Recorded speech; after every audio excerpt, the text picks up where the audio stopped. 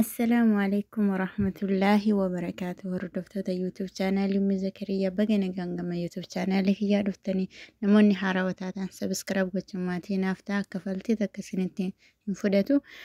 Har'as mata duree tokko qabadee dhufee jira. Innis maali yoo jette akkamitti jijjiiramnaa kan jedhudha. Jijjiiramuudhaaf wanti guddaan kan nurra jiru maallaqa qabaachuu yookaan galii guddaa harkaa qabaachuu yookaan hojii guddaa harkaa qabaachuu osoo hin taane yaada sammuu keenyaa jijjiiruudha. Akkamitti yaada sammuu keenyaa jijjiirra yoo jenne inni dura waan darbe tokko yaaduu dhiisuudha. Ani waggaa kunan guutuu hin hojjedhe hin jijjiiramne, amma waggaa takka yookaan waggaa lama hojjedhe jijjiiramuu hin danda'u. Hojii guddaa hojjedhe hanga ammaatiin hin jijjiirre, amma hojii xiqqaa kan hojjedhe hin jijjiiramu. Birrii guddaa qaba ture. Birrii guddaa saniinuu kan hin jijjiiramne, birrii xiqqoo kana jijjiiramuu hin danda'u. Waan akkana kana sammuu keessa deddeebisanii yaadanii ofitti fiduuni akka ati hin jijjiiramne, akka ati bakka kufte sanii hin kaane, akka ati haaluma duraa saniin itti fuftu si godha jechaan. Kuni maaliif yoo ati yaada kan kee duraa sana dhiiftee yaada haarawaan ni jijjiirama jettee kaate jijjiiramuudhaaf sababbiin maallaqa dhabuu osoo hin taane maallaqa qabaachuu osoo hin taane yaada gaarii harkaa qabaachuudha. Yaada gaarii yoo harkaa qabaatte sammuu kan kee yoo amansiifte ni jijjiiramte. Waan hin jijjiiramneef hin jiru jecha.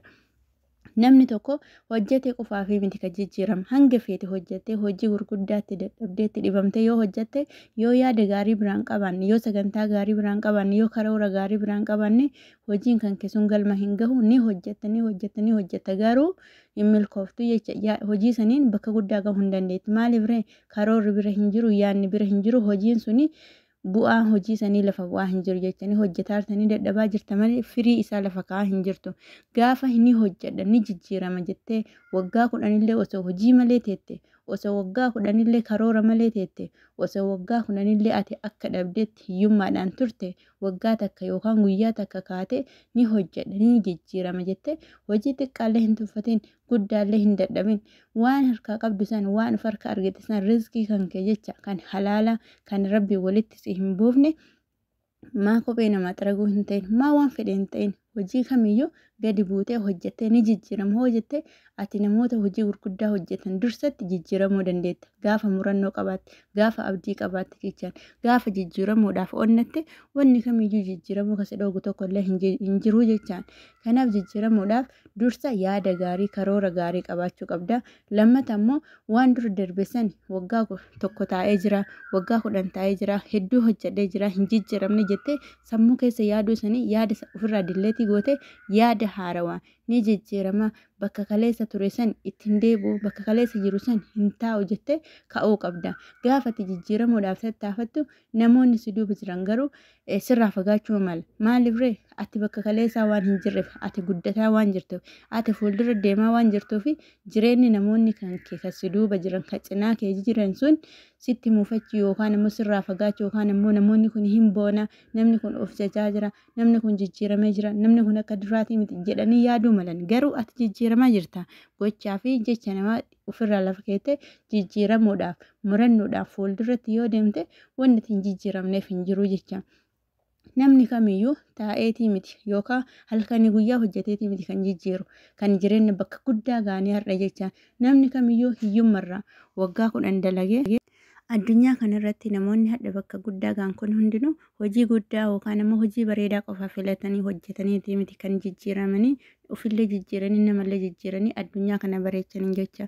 Namni hundinuu sadarkaa xiqqaarraa ka'ee waan xiqqaa hojjete, hojii badaa hojjete, hojii tuffatamaa hojjete, hojii namni jibbu hunda hojjete bakka guddaa gahee hadha bakka namni hundinuu itti hawwu, bakka biyyillee irraa fakkeenya fudhatu gahe jechaan. Kanaaf osoo hojii hin tuffatin, osoo waan nu dura darbe san hin yaadin gama fuulduraa deemuudhaaf karoora kenna kan fuulduraa qofa karoorfanne waan dura darbe san yaaduu dhiifne yoo gama fuulduraatti deemna namni milkoofne hin jiru, namni jijjiiramne hin jiru jechaan.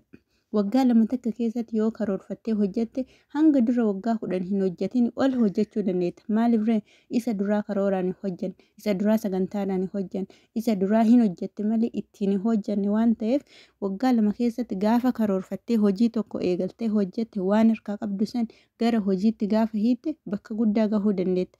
Kanaaf har'a bor hin jedhini bakka jirtu sanirraa yaada kan kee qofa jijjiirii hojii harkaa qabdu san xiqqaallee haa ta'u isa san walirratti daddabalii akka karoorfattee bakka guddaa geettu ofitti himi hojjedhu. Yoo hojjette jette bakka guddaa geetta. Yoo hojjette immoo jijjiirama guddaa fidda. Yoo hojjette immoo bakka kaleessaas osoo hin taane bakka kaleessaa caaltee guddattee argamta. Bakka namni itti si yaadu bira ol darbitee argamta. Hanga namni itti si hinaafu takka hanga namni itti waa'ee kee wallaalu takka itti deemuu dandeetta jecha. Maaliif hin karoorfattee ni hojjetta wanni itti milkoofneef hin jiru. Namni hundinuu rabbi yookaan gadi bu'ee dachii kanarratti waan tokko kenneef miti. Sababa godhe rabbiin. Sababa siif godhaa ati immoo tattaafattee hojjettee rizqii san argachuun sirra jirti. Akkuma rabbiin taa'eeti yookaan namni tokko taa'ee waanuma rabbiin rizqii ho'igan namaa buusee hanga rabbi rizqii naa fidutti numa eeggadha. Hanga rabbi rizqii naa fidutti sun dhugaadha garuu jecha dhugama ta'e ati sababa harkaan tattaafachuu hojii xiqqas guddas hojjettee jijjiiramuu yaada sammuu keetii karoorsuu waa hojjette san waan irratti baaftu eessatti irra baaftu maaliif akka baaftu karoorfattee gaafa hojjette guddachuu dandeetta bakka guddaa gahuu dandeetta namoota hedduufillee fakkeenya ta'uu dandeetta jireenya kee qofaa miti jireenya maatii keellee jijjiiruu dandeetta. Kana gochuuf yaada kan kee ka duraa san jijjiiruu yaada dura hedduu hojjedhe hin jijjiiramne kan dura hojjedhe eessa hin geenne jettee yaaduu sana ofirraa muruu qabda jecha. Kanaaf jijjiiramuun sammuu qofa gaafata karoora qofa gaafata malee maallaqaa fi hojii qofa irratti hin xiyyeeffatina. Yaada keessan jijjiiruu fi sagantaa karoora baafachuu irrattis xiyyeeffannoodhaan hojjedhaa isiniin jedha. Hunda keessanuu nama hojjetee milkaa'ee fi nama bakka guddaa ga'u rabbi nu haa godhu. Waan hanga ammaa na dhaggeeffattaniif hedduu galatooma. Yoo dogongora qabaadhe koomentii naa godhaa. Nagaa keessa tura.